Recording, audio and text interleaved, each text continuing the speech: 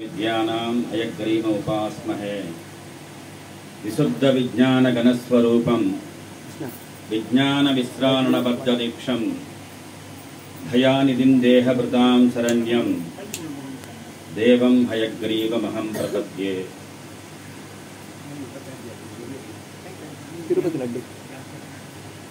ఈ రోజు సుదినం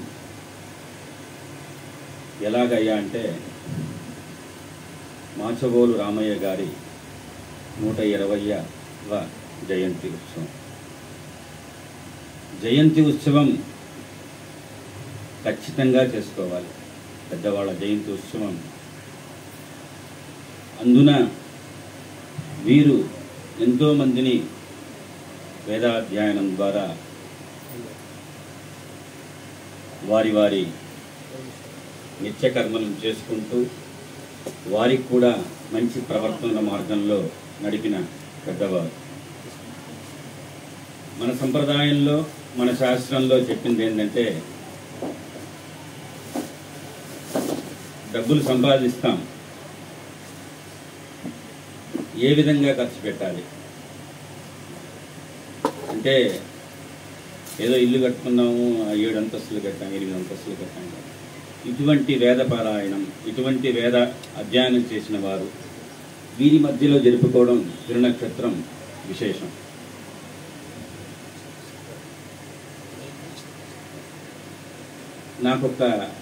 ఇంకొక సంతోషం ఏమిటంటే మాచవోలు రమేష్ పరిచయం అవ్వడం. నాకు అంతకు పూర్వం రామయ్య గారు ఇష్టి వెంకటకృష్ణమాచారి గారి దగ్గర చిన్న ఇష్టి అని పిలుస్తారు, వారి దగ్గర శిష్యులని నాకు తెలియదు.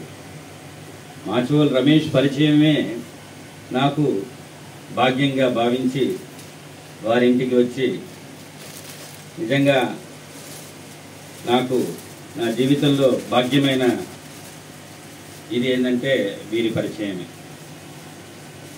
దాని తర్వాత నాకు తెలిసింది అంటే వీరి తాతగారు కానీ, వీరి నాన్నగారు కానీ, వీరి చిన్నాన్నగారు కానీ వీరందరూ కూడా చిన్న ఇష్టి అని పిలువబడే ఇష్టి శేషాచార్యులు గారి వారి దగ్గర శిష్యరికం చేశారని అది ఎంతో భాగ్యంగా భావించి వారు నేటికి కూడా వారు అడుగుతారు, భాస్కర్ వాళ్ళ నాయనగారు గురువు గారు ఎలా ఉన్నారు, భాస్కర్ అడుగుతారు గురువు గారు.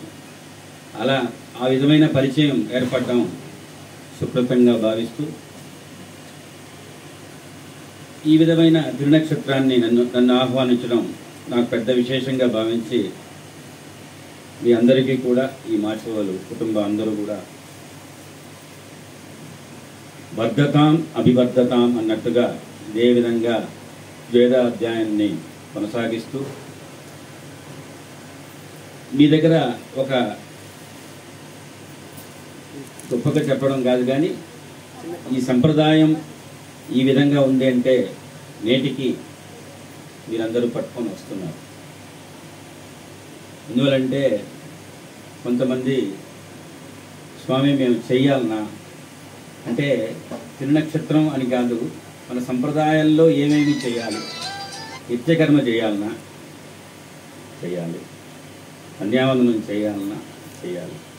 మా గురువు గారు చెప్పేవారు, ఏం చేస్తున్నావురా అంటే తిరువారాధన చేస్తున్నాను, ఒక అరగంట తిరువారాధన చేస్తున్నాను, బాగానే ఉంది. పారాయణం చేస్తున్నాను, బాగానే ఉంది. అనుష్ఠానం చేస్తున్నావా? సూపర్. సాయంత్రం కలుద్దాం ఒకే దగ్గర. భాస్కర్ గారు నాన్నగారు అడుగుతారు, లేదు ఊరికే భాస్కర్ దగ్గర నిత్య కర్మలు వదిలేసి మిగతా చెప్పరు అనేది అందరికీ చెప్పి నేను ఫోన్ చేస్తాను. ఈ రోజు వరకు కూడా తీసుకురావడం పెద్ద విశేషం. అటువంటి వంశంలో మీరందరూ ఉన్నారు కాబట్టి మీరందరికీ కూడా పల్లాండు చెప్పుకుంటూ శ్రీమతి రామానుజాయ నమః.